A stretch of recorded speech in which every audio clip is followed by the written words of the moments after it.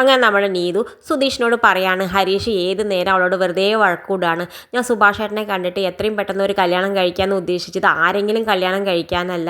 എത്രയും പെട്ടെന്ന് ഒന്ന് കല്യാണം കഴിച്ചാൽ എന്നെ ഹരീഷ് കല്യാണം കഴിക്കുമെന്നേ ഞാൻ ഉദ്ദേശിച്ചുള്ളൂ. അപ്പോഴേക്കും സുഭാഷ് ഏട്ടൻ എത്രയും ധൃതി പിടിച്ചിട്ട് ഇങ്ങനെ ഒരു കല്യാണ ആലോചനയിൽ പോയി പെടുന്നു ഞാൻ അറിഞ്ഞോ. അതിന് എന്നോട് വെറുതെ ഹരീഷ് ദേഷ്യപ്പെട്ടിട്ട് എന്താ കാര്യം. ഇപ്പം ഞാൻ ഫോൺ വിളിച്ചാൽ എടുക്കൂല ഒന്നുമില്ല എന്നൊക്കെ പറയണത്. എന്തായാലും നമ്മുടെ സുധീഷ് പറയണ്ടത് നീ വിഷമിക്കാതിരിക്കുന്നൊക്കെ പറഞ്ഞിട്ട് നമ്മുടെ നീതുവിനെയും ഹരീഷിനെയും രണ്ടാളെ അടുത്തടുത്ത് കൊണ്ടുവന്നിട്ട് പറയുന്നുണ്ട്. എടാ എൻ്റെ കൈ തായോ മോളെ, എൻ്റെ കൈ തായോ എന്നൊക്കെ പറയുന്നത്. നീ എൻ്റെ അനിയത്തിയല്ലേ കൈ തായോ എന്നൊക്കെ പറഞ്ഞിട്ട് രണ്ടാളും കൈ തമ്മിൽ നമ്മളെ പിടിപ്പിക്കുന്നുണ്ട്. എന്നിട്ട് പറയുന്നത് നിങ്ങൾ രണ്ടാളും ഇനി കോംപ്രമൈസായി. നിങ്ങൾ രണ്ടാളും ഒരിക്കലും അടി കൂടാൻ പാടില്ല. വെറുതെ അടി കൂടി കളയാളതല്ല ജീവിതം. നിങ്ങൾ സന്തോഷമായിട്ട് കഴിയുന്നൊക്കെ പറഞ്ഞിട്ട് രണ്ടാളുടെ കൈയും പിടിപ്പിച്ചിട്ട് സന്തോഷമായിട്ട് നമ്മുടെ സുധീഷ് പോകുന്നുണ്ട്. എന്തായാലും സുധീഷ് ഇറങ്ങുമ്പോഴോ നമ്മുടെ ഗായത്രി ആണെങ്കിൽ വിളിക്കാൻ തുടങ്ങിയിട്ടുണ്ട്. ആ സമയത്ത് നമ്മുടെ സുധീഷ് വിചാരിക്കുന്നുണ്ട് തുടങ്ങി ഇവളുടെ ശല്യം എന്ന് വിചാരിക്കുന്നുണ്ട്. എന്തായാലും അവൻ ഫോൺ എടുക്കുന്നുണ്ട് ഗായത്രിയുടെ. എന്നിട്ട് പറയുന്നത് ഗായത്രി പറഞ്ഞിട്ട് എനിക്ക് നിങ്ങൾ അത്യാവശ്യമായിട്ടൊന്ന് കാണാണ്ട് ഇവിടേക്ക് ഒന്ന് വരുമോ എന്ന് പറഞ്ഞിട്ട് ഒരു സ്ഥലത്തിൻ്റെ ലൊക്കേഷൻ അയച്ചു കൊടുക്കുന്നുണ്ട്. എന്തായാലും നമ്മുടെ സുധീഷ് പറഞ്ഞിട്ട് ഞാൻ വരാമെന്ന് പറഞ്ഞിട്ട് അങ്ങോട്ട് ചെല്ലുന്നുണ്ട്.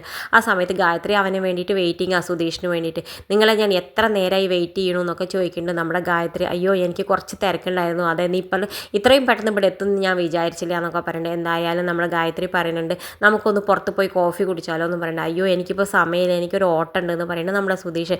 എന്നാൽ എന്നെ ഒന്ന് വീട്ടിൽ ഡ്രോപ്പ് ചെയ്യുമോ ചോദിക്കുന്നുണ്ട് നമ്മുടെ ഗായത്രി. ആയിക്കോട്ടെ കയറുമെന്ന് പറയുന്നത്. എന്തായാലും കാറിൽ കൊണ്ടുപോയിട്ട് വീട്ടിൽ ഡ്രോപ്പ് ചെയ്യുന്ന സമയത്ത് നമ്മുടെ ഗായത്രിക്കാണെങ്കിൽ വലിയ സന്തോഷമുണ്ട് സുധീഷിൻ്റെ ഒപ്പം യാത്ര ചെയ്യുമ്പോൾ. എന്തായാലും പോണ വഴിയിൽ നമ്മുടെ ഗായത്രി പറയണ്ടേ എൻ്റെ വൈകുന്നേരം ഇന്ന് എൻ്റെ ബർത്ത്ഡേ ആണ്, ഇന്ന് വൈകുന്നേരം എൻ്റെ വീട്ടിൽ ഗംഭീര പാർട്ടി ഉണ്ട്, വരുമോ വരില്ല എന്ന് മാത്രം പറയരുത് പ്ലീസ് പ്ലീസ് എന്നൊക്കെ പറയണ്ടേ. എന്തായാലും നമ്മുടെ സുധീഷ് ഇത് കേട്ടിട്ട് പറഞ്ഞിട്ട് ആയിക്കോട്ടെ വരാം. എന്തായാലും വീടെത്തിട്ട് നമ്മളെ ഗായത്രി ഇറങ്ങി പോകുന്നുണ്ട്.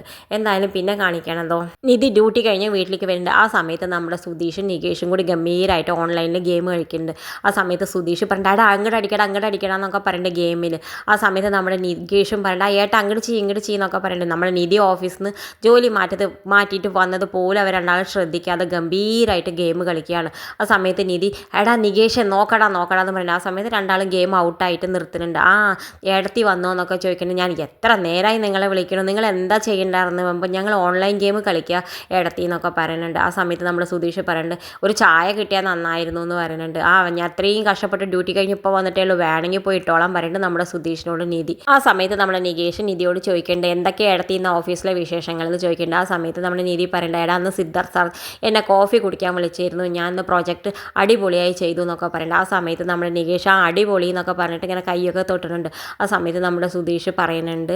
സുധീഷിനത് കേൾക്കുമ്പോൾ ദേഷ്യം വരുന്നുണ്ട്. നമ്മുടെ സിദ്ധാർത്ഥ് കോഫി കുടിക്കാൻ വിളിച്ചു എന്ന് പറയുമ്പോൾ. ആ സമയത്ത് നിന്നെ മാത്രമല്ല കോഫി കുടിക്കാൻ വിളിച്ചിട്ട് എന്നെ എൻ്റെ ഗായു ഒന്ന് ബർത്ത്ഡേ ഫംഗ്ഷന് വിളിച്ചിട്ടുണ്ട്, ഞാൻ എന്തായാലും പോവാൻ ഒരുങ്ങുകയാണെന്ന് പറഞ്ഞിട്ട് റൂമിനുള്ളിൽ പോയിട്ട് എടാ ഇതിൽ ഏത് ഷർട്ടാണ് ഞാൻ ഇടേണ്ടതെന്നൊക്കെ നികേഷിനോട് ഇങ്ങനെ നീതി കേൾക്കാൻ വേണ്ടിയിട്ട് ഓരോന്ന് പറയേണ്ട. ആ സമയത്ത് നിങ്ങൾ ഏതാ ചട്ടോളി എന്ന് പറയുന്നത് നമ്മുടെ നികേഷ്. എന്തായാലും നമ്മുടെ സുധീഷ് അടിപൊളിയായിട്ട് ഷർട്ടൊക്കെ ഇട്ടിട്ട് സ്പ്രേ ഒക്കെ അടിച്ചിട്ട് ഇങ്ങനെ പോകാൻ നിൽക്കുന്നുണ്ട്. ആ സമയത്ത് നമ്മുടെ നീതി കോഫിയും കൊണ്ടുവരുന്നുണ്ട്. ഈ കോഫി ആർക്ക് വേണം, എനിക്ക് എൻ്റെ ബർത്ത്ഡേ ഫംഗ്ഷനിൽ അടിപൊളിയായിട്ട് ഓരോന്ന് കിട്ടും, അപ്പോഴല്ലേ ഈ കോഫി എന്ന് പറഞ്ഞിട്ട് അവിടെ വെച്ചിട്ട് പോകുന്നുണ്ട്. നമ്മുടെ നിധിക്കാണെങ്കിൽ വല്ലാത്ത ദേഷ്യം വരുന്നുണ്ട്. എന്തായാലും സുധീഷ് ബർത്ത്ഡേ ഫംഗ്ഷനും പോകുന്നുണ്ട്.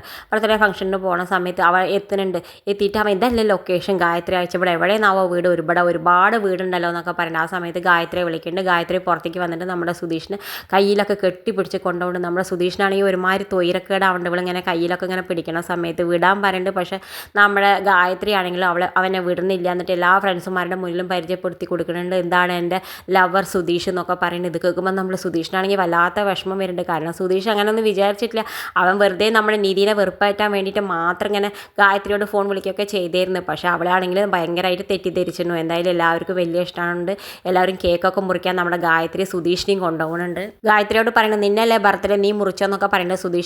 സുധീഷിനെയും കൈ പിടിച്ച് വലിച്ച് കൊണ്ടുപോകണം. എന്നിട്ട് രണ്ടാളും കൂടി കേക്കൊക്കെ മുറിക്കേണ്ടത്. എന്നിട്ട് സുധീഷിൻ്റെ വായിലൊക്കെ കൊടുക്കേണ്ടത്. സുധീഷിനാണെങ്കിൽ ഇതൊന്നും ഇഷ്ടപ്പെടുന്നില്ല.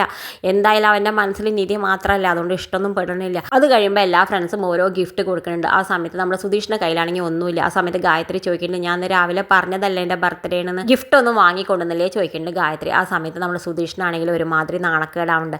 അവൻ വേഗം അവിടെ ഒരു ബൊക്കെ ഉണ്ടായിരുന്ന ഒരു റോസ് എടുത്തിട്ട് നമ്മുടെ ഗായത്രിക്ക് കൊടുത്തിട്ട് പറയുന്നത് ഹാപ്പി ബർത്ത്ഡേ. ഇതൊക്കെ കാണുമ്പോൾ എല്ലാവർക്കും സന്തോഷമാവുന്നുണ്ട്. കാരണം അവന് റോസ് കൊടുത്തിട്ടല്ല ഇങ്ങനെ ഹാപ്പി ബർത്ത്ഡേ പറയണമെന്ന് വിചാരിച്ചിട്ട് ഇതിലേക്കേറെ വലിയ ഗിഫ്റ്റ് ഒന്നുമില്ല എന്ന് പറഞ്ഞിട്ട് എല്ലാവരും കൈ തട്ടണമൊക്കെ ഉണ്ട്. എന്നിട്ട് വീണ്ടും നമ്മുടെ ഗായത്രി അവൻ്റെ കൈ ഇങ്ങനെ മുറുകെ പിടിക്കുന്നുണ്ട്. നമ്മുടെ സുധീഷിനാണെങ്കിൽ ഇത് വല്ലാത്തൊരു അസ്വസ്ഥത തോന്നുന്നില്ല. എന്തായാലും അവൻ പറയുന്നത് ഞാൻ ഇപ്പോൾ വരാം ഗായത്രി, എനിക്കൊന്ന് റെസ്റ്റ് റൂമിലേക്ക് പോകണപ്പോൾ വരാമെന്ന് പറഞ്ഞിട്ട് അവൻ മെല്ലെ ഒഴിവാവുന്നുണ്ട്. അവൻ വേഗം ബൈക്ക് എടുത്തിട്ട് വീട്ടിലേക്ക് പോകുന്നുണ്ട്. വീട്ടിലേക്ക് പോണ സമയത്തോ നമ്മുടെ എല്ലാവരും കൂടി ഇരുന്ന് ഭക്ഷണം കഴിക്കും. കഴിക്കുന്നുണ്ട്. നമ്മുടെ സുഭാഷേട്ടനും ഹരീഷും നികേഷും നിധിയും എല്ലാവരും കൂടി ഇരുന്ന് ഭക്ഷണം കഴിക്കുന്നുണ്ട്. ആ സമയത്ത് നികേഷ് പറയുന്നുണ്ട്, ഏട്ടാ ഞാൻ ഓംലേറ്റ് എടുക്കട്ടെ എന്ന് പറഞ്ഞു. അയ്യോ അത് സുധീഷിന് വേണ്ടി കരുതി വെച്ചതാണ്, സുധീഷ് ഇപ്പോൾ വരില്ല, അവനെ വേണമെന്ന് പറയുന്നുണ്ട്. ആ സമയത്ത് അത് പറയുമ്പോഴാണ് നമ്മുടെ സുധീഷ് കയറി വേണ്ടത്. അതാ വന്നല്ലോ സുധീഷ് എന്ന് പറയുന്നുണ്ട് നമ്മുടെ സുഭാഷേട്ടൻ. ഏട്ടാ നീ ഭക്ഷണം കഴിച്ചിട്ടില്ലല്ലോ എന്ന് ചോദിക്കേണ്ട നമ്മുടെ സുഭാഷേട്ടൻ സുധീഷിനോട്. ഇല്ല ഏട്ടാ കഴിച്ചിട്ടില്ല എന്ന് പറയുന്നത്. ആ സമയത്ത് നിധി പറയും, നിങ്ങളല്ലേ ബർത്ത്ഡേ പാർട്ടി എന്ന് പറഞ്ഞ് പോയി, നിങ്ങൾക്ക് ഒന്നും കിട്ടിയില്ലേ ആകുമ്പോൾ, ഇല്ല ഞാൻ അവിടെ നിന്നൊന്നും കഴിക്കാതെ പോകുന്നു പറയുന്നത്. അവനാണെങ്കിൽ ആകെ വല്ലാത്ത വിഷമം. ഇങ്ങനെയൊക്കെ നമ്മുടെ ഗായത്രി എല്ലാ ഫ്രണ്ട്സുമാരുടെ മുന്നിലും അവനെ ലവറാന്ന് പരിചയപ്പെടുത്തിയില്ല. അവനാണെങ്കിൽ ആകെ അതെന്നെ ഓർത്തിട്ട് വല്ലാത്ത വിഷമം. അവൻ എന്തായാലും ആ പെൺകുട്ടീനെ വെറുതെ മോഹിപ്പിച്ചില്ലേ എന്നൊക്കെ വിചാരിച്ചിട്ട് ഇങ്ങനെ ഇരിക്കുന്നുണ്ട്. എന്തായാലും അവൻ വന്ന് ഭക്ഷണം കഴിക്കാൻ ഇരിക്കുന്നുണ്ട്. ഭക്ഷണം കഴിക്കുന്ന സമയത്ത് നമ്മുടെ ദോശ വേണോ കൂട്ടാൻ വേണോ എന്നൊക്കെ ചോദിക്കുന്നുണ്ട്. നമ്മുടെ സുധീഷാണെങ്കിൽ ഒന്നും ശ്രദ്ധിക്കുന്നില്ല. അങ്ങനെ ശ്രദ്ധിക്കാതെ അവൻ വലിച്ചു വാരി ഇങ്ങനെ ഭക്ഷണം കഴിച്ചുകൊണ്ടേയിരിക്കണം. അവൻ എത്രമാത്രം കഴിക്കണമെന്ന് അവൻ തന്നെ അറിയില്ല. ഏട്ടാ അത് തരൂ, ഒരു ദോശ തരൂ വെച്ചിട്ട് ഇങ്ങനെ വലിച്ചു വാരി കഴിക്കുന്ന സമയത്ത് എല്ലാവരും നമ്മുടെ സുധീഷ് ഏട്ടനെ എന്താ പറ്റിയേ, ഇങ്ങനെ ഒന്നും അറിയാതെ ഇങ്ങനെ കഴിച്ചുകൊണ്ടിരിക്കേണ്ടല്ലോ, എന്താ പറ്റിയെന്ന് ഇങ്ങനെ എല്ലാവരും നമ്മുടെ സുധീഷിനെ തന്നെ നോക്കിക്കൊണ്ടിരിക്കുന്നുണ്ട്. ഇത് കാണിച്ചുകൊണ്ടാണ് ഇന്നത്തെ പ്രൊമോ അവസാനിക്കുന്നത്. ഇതുപോലുള്ള പ്രൊമോ വിശേഷങ്ങൾ നിങ്ങളുടെ മുന്നിൽ എളുപ്പത്തിലെത്താൻ ഈ ചാനൽ ഒന്ന് സബ്സ്ക്രൈബ് ചെയ്യാൻ മറക്കരുതേ.